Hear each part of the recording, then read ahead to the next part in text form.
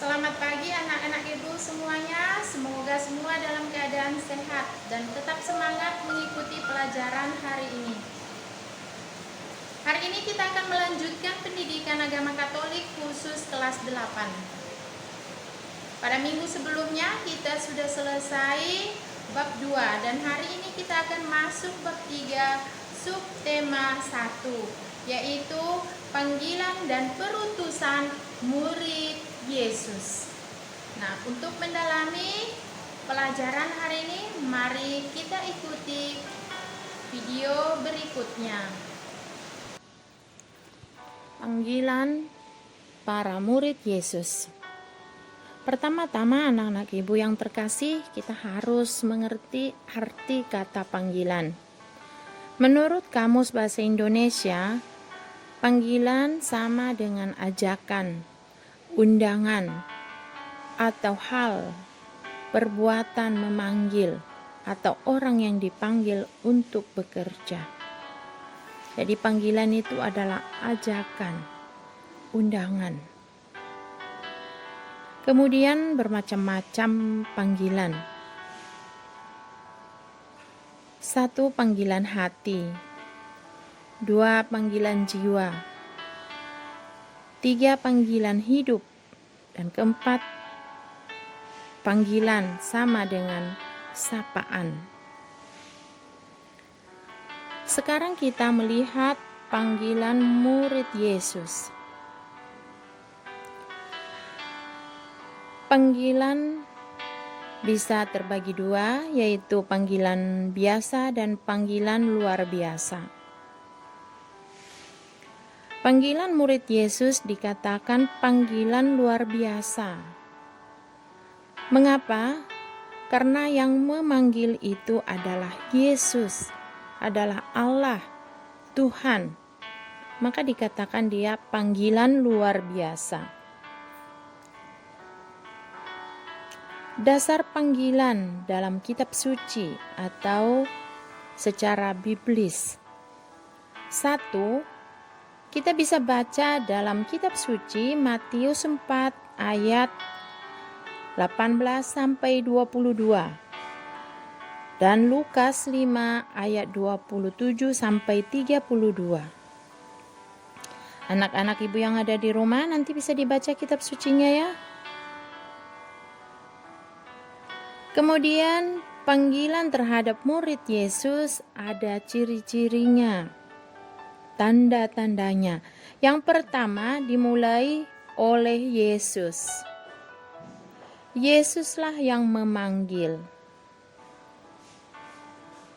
Kemudian yang kedua, ketika dipanggil ada jawaban spontanitas tanpa ragu.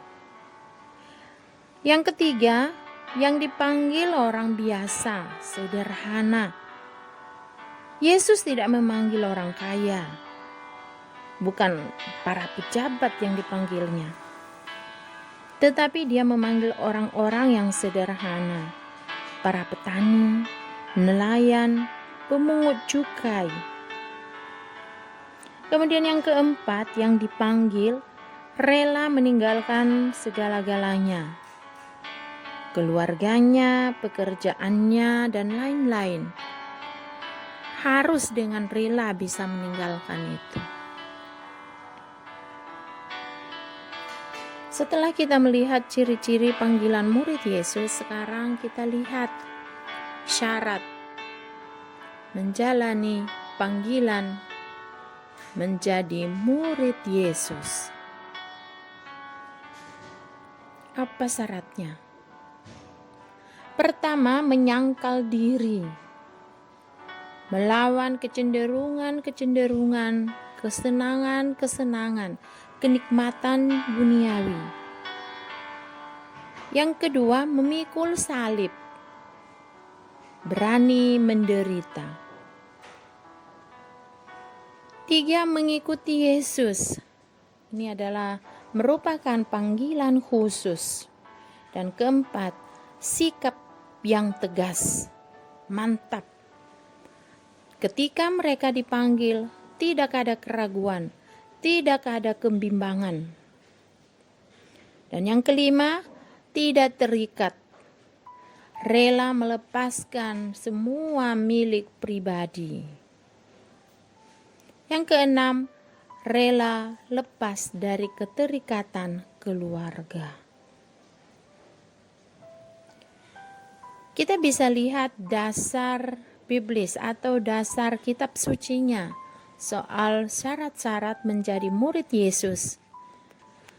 Pertama bisa dibaca dalam Matius 16 ayat 24 sampai 26 dan Lukas 9 ayat 57 sampai 62. Panggilan umat beriman. Kita sebagai umat beriman yang percaya kepada Yesus Kristus, kita semua dipanggil. Melalui pembaptisan yang kita terima, kita menyatakan ya atas panggilan menjadi murid Yesus. Orang yang sudah dibaptis bersedia menjadi penerus para rasul, yaitu menjadi pewarta kerajaan Allah. Bagaimana dengan bayi yang dibaptis pada saat bayi? Pada saat itu bayi belum mengerti apa-apa, tetapi dia diwakili oleh orang tuanya mengatakan ya atas panggilan Yesus. Nanti setelah dia besar, baru dia sendiri yang menjawab panggilan tersebut. Anak-anak ibu yang terkasih dalam nama Tuhan Yesus Kristus, kita semua dipanggil untuk menjadi murid Yesus. Maka tugas kita adalah mewartakan kerajaan Allah. Entah itu lewat perbuatan, lewat sikap kita setiap hari. Tidak mesti harus mengajar seperti bapak dan ibu guru agama atau para pastor, para suster, dan para katekis. Tetapi menjadi pewarta kerajaan Allah melalui perbuatan setiap hari. Semoga kita semua bisa menjadi orang-orang yang melanjutkan tugas para rasul untuk menjadi pewarta kerajaan Allah. Semoga kita hari ini diberikan kesehatan, kekuatan, dan iman kita semakin diteguhkan.